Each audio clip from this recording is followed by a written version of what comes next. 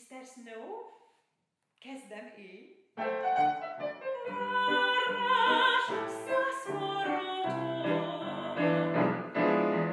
Tudja, senki nem szerette úgy, mint én.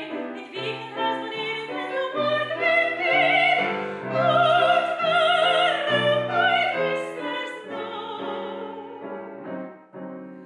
Egy lancsos, barna, sós vízmarta, nagy mellényű, édes marha. Drága Mr. Snow.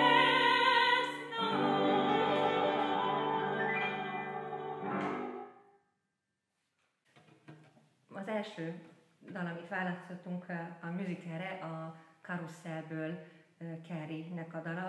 Hogy szokták magyarul? Carrie Pipperidge. Jó kis neve van. Most az lesz az érdekes, hogy ebben én vagyok a szűz és tanítható, hiszen te ebben sokkal profi vagy, én soha az életemben nem énekeltem musicalt. Most azt szeretném demonstrálni, hogy egy klasszikus képzettségű ember, hogyha egy ilyen kottát megkap, akkor ezt hogy interpretálná, és beszéljünk, énekeld el utána te is, és beszéljünk a különbségről. Nem, biztos béna lesz, de azért nézzük meg. Úgy hívják Mr. Snow, fele rendes egy fickó ám, hazajár vacsorára a görbe hajón, s vele jókora heringrakomány, egy hajszál híján úr, tuti férj ide áll, ez tény, csak hogy túl sok időt ül a görbe hajón, így hát tartósan halszagos szegény. Remélem, nem vetsz meg ezért. Most énekeld el te, és rakd bele azokat az előadói dolgokat is, amiket már instrukcióként kaptál. Úgy hívják Mr. Snow, fene rendes egy fickó ám, hazajár vacsorára a görbe hajón, s vele jókora heringrakomány. Egy hajszál híján úr, tuti férj ide áll, ez tény, csak hogy túl sok időt ül a görbe hajón, így hát tartósan halszagos szegény. Próbáljuk megfejteni a kettő közötti különbséget, illetve még egy olyan mutatványt szeretnék tőled, hogy ki tudsz engem karikírozni. Hogy én mint egy klasszikus operaénekes, hogy adom elő. Mi a különbség? A te hangodon meg tudsz szólalni, vagy már teljesen kiirtódott ez a skin? Karikíroz csak engem. Úgy hívják Mr. Snow, fene rendes egy fickó ám, hazajár vacsorára a görbe hajón, s vele jókora heringrakomány. Szuper, próbáljuk megfejteni a különbséget. Mi volt, amikor a előbbi viccből megmutattam neked, mi volt az első benyomásod, hogy mi a kettő hangképzés közti különbség? Hát úgy tudom megmagyarázni, hogy amikor klasszikusan énekelünk, akkor nagyon ebbe a vonalba énekelünk. Tehát mondjuk az orrunktól kicsit hátrébb, és különösen itt fölül ezeket nyitogatjuk, illetve ez ugye neked is nagyon jól nyitva van ez a mellregiszter, és hogy ebben a csőben énekelünk tulajdonképpen, és ezért arra törekszünk, hogy a massal hangzók is, és a magánhangzók is egy kicsit inkább itt a GG-ben képződnek inkább, és azt próbáljuk felerősíteni, mert hogy magunk egy nagy rezonanciát kellene, hogy képezzünk. Most rögtön így beleszólnék, mert rögtön, ahogy interpretáltad, leginkább egy ilyen szláv énekes. Jutott az eszembe egy kicsit nyelvre kósnyitással. Tehát tulajdonképpen igazából valahogy az az ideál egy klasszikus éneklésben, hogy minden irányba, minden üreg felé nyissunk, és egy ilyen nagy kollektív rezonanciába foglaljuk bele az egészet, ami a lehető legnagyobb zengést biztosítja, de azért azt elmondhatjuk, hogy ebben a prioritást nem a szöveg élvezi, hanem a hang összetettsége. Igen, meg hogy nektek tulajdonképpen ugye ott a túloldalon a másik legutolsó sorig el kell jutni a zenekaron át keresztül, nekünk még ide ragasztanak egy ilyen kis mikrofont, vagy ide, és akkor ha azt ebbe a rezgésbe beletesszük, szerintem az nagyon torz tud lenni. Viszont segítség is. és ahogy ezt én megpróbáltam énekelni, az meg pont az, amit szerintem kolorális helyzetekben használnak mondjuk az énekesek, amikor itt előpróbálja meg az ember mondani nagyon a szöveget, és egy kicsit egy ilyen hát ebben az állapotában valahol itt emeltebb tartás. Igen. Ez az emelt tartás, amit itt nagyon jól bemutattál, és látszik, hogy az összes buci az égnek mered, ez együtt jár azzal, hogy a gég egy kicsit magasabb állásba kerül, illetve az, hogy a szájüri rezonancia nem vesz akkora részt benne, hanem csak a fogak, az orr melléküregek dominálnak, illetve pont azért a nyelv eleve magasabb állásban van. Igen, biztos, hogy egy ilyen szorítottabb gégállás is, mert én is érzem, hogy egy kicsit fogottabb is, minden egy picit följebb kerül, és szerintem a kemény mással hangzókat is emiatt a tét, kát jobban tudom mondani, mint hogyha azt mondod mint hogyha egy mert hogy közel van a rezonáns felülethez? Igen, mert hogy meg valahogy olyan, mint hogyha nem kellene a bőségét bizonyos hangoknál, bizonyos mással hangzóknál megcsinálni, mert végig itt tartom, akkor jobban ki tudom mondani ezeket, mert hogyha klasszikusan éneklek, akkor van, hogy több ideig tart a előállítás. Igen, az előállítás. Az érdekes, amit mondasz, mert most ide szúrom ezt a mellékmondatomat, hogy mi úgy ismertük meg egymást igazából, hogy a Göttinger Pali és a férjem által, Dényes Dániel által létrehozott opera beavató sorozatban Barbie Szuzannát énekelte, én pedig Grófnét. És nagyon sokat voltunk egyszerre játékban, és azt tűnt fel mellettem auditív élményként, hogy a te recitatívóid ezerszer jobbak, mint az enyém. Pontosan ebből adódóan, hogy nagyon elő volt, nagyon fénybe volt, nem éreztem, hogy ez lefárasztott volna, hanem azt éreztem, hogy én olyan kontúros hangokat hallok szöveggel, plastikusan, hogy azt bármikor le tudnám írni, és mikor saját magamat visszahallgatom egy recitatívóban, akkor sajnos bizony nem ez a helyzet.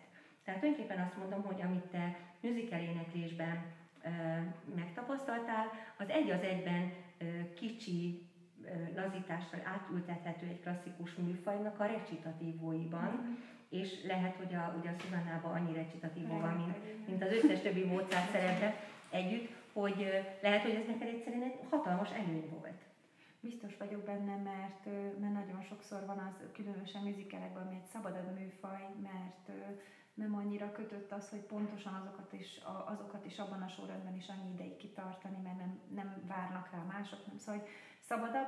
Emiatt nem is annyira ragaszkodnak hozzá, hogy nagyon ritmikus legyen az ember, hanem sokkal inkább a szövegcentrikusság az, ami fontos, és ezt a recitatívokban is nagyon jól tudtam használni, amikor mondták, hogy de a szituációban, vagy például a próbafolyamatban szinte az első percektől kezdve mertem egy recitatívos sor közben egy negyedórás szünetet tartani, ha éppen valami tevékenység zajlott, és ezt viccesnek ítéltem meg, vagy jónak, mert nem zavart az a fajta metrikusság, a megkötöttség. Igen. És ettől sokkal szabadabb voltál. Igen.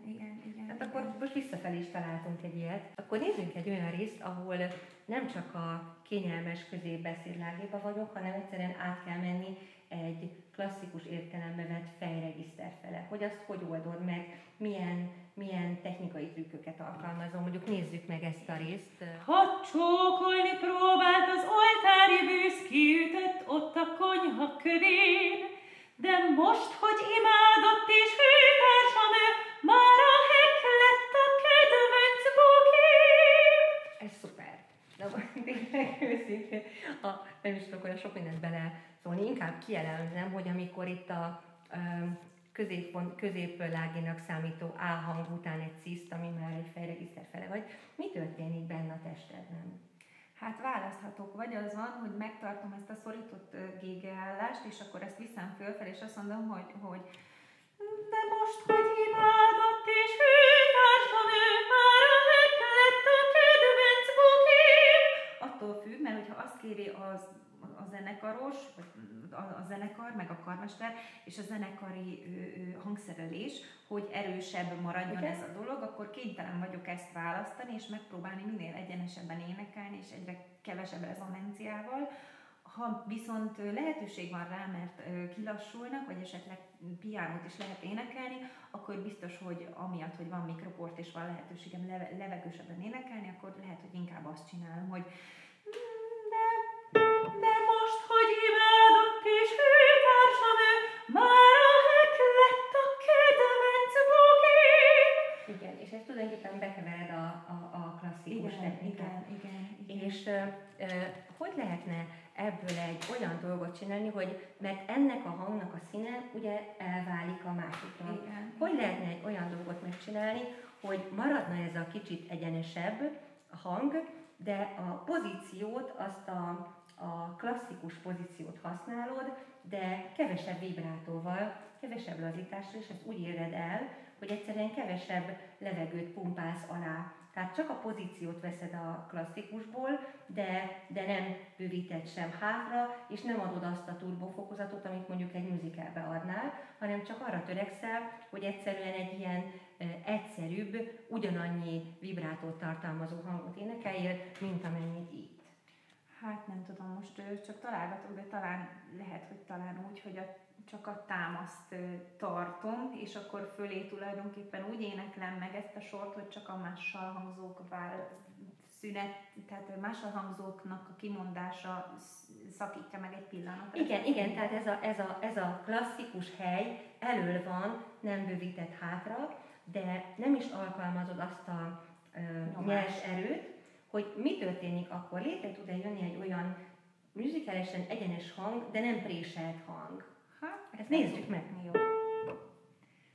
De most, hogy imádott és hőtársam ő, már a hek lett a kedvenc bugim.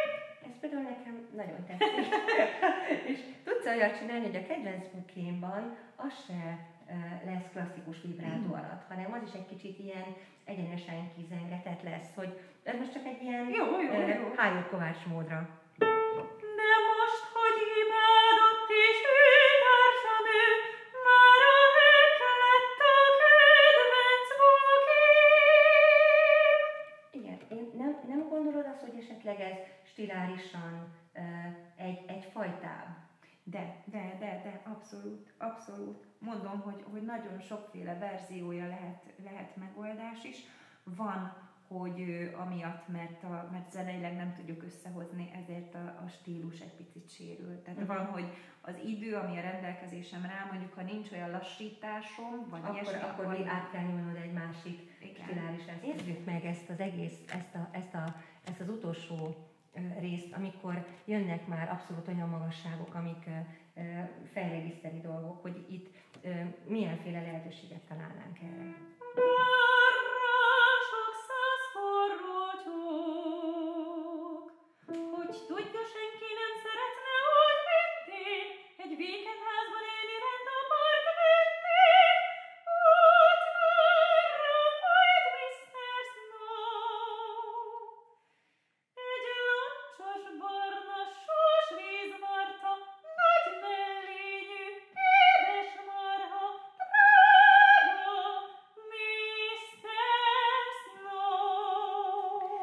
Olyan érdekes, mert ugye én abszolút hallom, hogy az összes felregiszterben a klasszikus technikát használod, még ezekben a kiúró magasságokban is az előkészítést, hogy ne a hangra kelljen nyomni, hanem már előtte. Megpróbálod-e nem bekapcsolni az összes regisztert, hanem csak egyre inkább egy picibb és gyermekibb helyre, tehát nem egy felnőtt ember hangját, hanem emlékszel az angol száz musical énekesek egészen gyermeki és angyal hangokat állítanak elő, amik szinte ilyen színusz hangok, hogy meg tudod-e nekem azt is csinálni. Ezt gondolom, hogy ez csak a rezonancián múlik, illetve az, hogy a gégédet elengeded, bevonsz-e más helyeket és rezonanciákat, vagy csak ezen a sínen maradsz. Igen.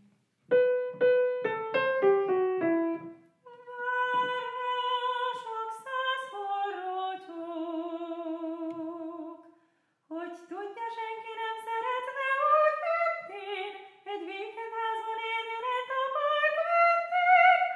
Ott vár rám majd Mr. Snow,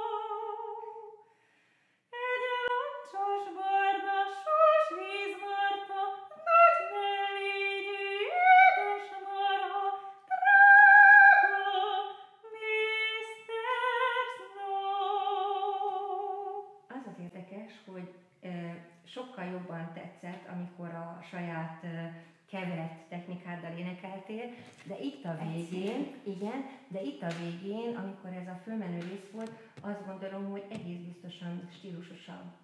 Tehát, hogyha meghallgatnám egy angol száz musical felvételről, akkor biztos, hogy ebből a technikából volt. Itt teljesen látszik, hogy ugye neked most egyszerűen le kellett szabályozni, le kellett folytanod a reflexeidet, de biztos, hogy ha valaki csak musicalt énekel, és mondjuk number one helyeken, akkor lehet, hogy stíluson belül maradva lehetne ezzel játszani.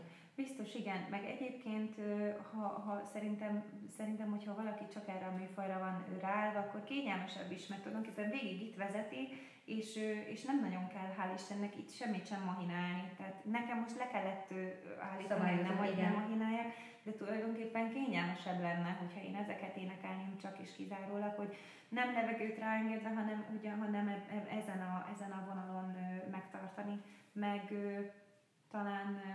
talán egy kicsit fiatalabbnak is tűnik ezáltal a hang, tehát hogy szerepkör kiosztás ügyileg is hosszabb elő tudod állítani ezt a fiatal. Az érdekes, hogy figyelve így maga mellett téged, ezt a technikát, ezt én is alkalmazom a bel cantóban is. Amikor arról szól, hogy mondjuk egy Lammermoor Luciában egy egészen földön túli hangszínt keverjek ki az őrülési jelenetben, mikor bejövök és talpig férbe, akkor ugyanezt a technikát alkalmazom. Ott a fuvolához kell alkalmazni, tehát ugyanazt a szinte színuszos egy vonalban levő rezonanciát kell, és pontosan ugyanez a G szólalt meg az én hangomon, amikor a Dolce Suonoba előállítottam azt a szinte túlvilági, csak egyetlen egy rezonancián alapuló hangot, tehát azt is néha furcsa, hogy ugyanazt a technikát alkalmazom én, mint operaénekes, egy nagyon-nagyon klasszikus szerepben, mint amit most látunk, hogy a musicalben ez is egy stiláris elem.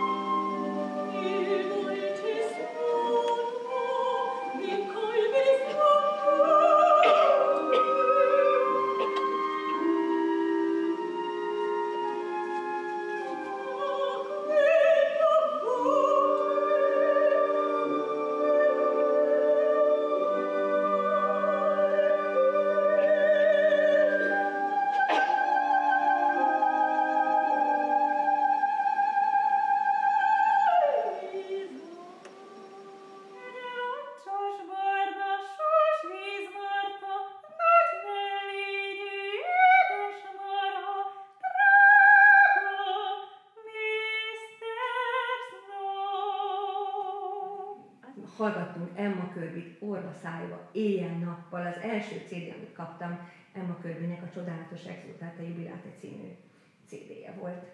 És természetesen én is olyan hangot szerettem volna előállítani, és az a furcsaság, hogy ez egy időben zajlott azzal az igényemben, hogy én olyan hangot adjak ki, mint Jessie Norman. Tehát tulajdonképpen el lehet képzelni ezt a két teljesen vadító szélsőséget. Az én vokális adatsának valahol középen voltak, Jessie Norman egy falkon szoprán, vagy majdnem mezzo, vagy afroamerikai énekes, aki virágkorában is 4-szer akkora volt, és 4-szer olyan nagy csonthozattal rendelkezett, mint én most. Emma Kirby pedig egy angol száz énekesi hagyományon nevelkedett, egészen pici és fürge gégével megáldott énekesnő.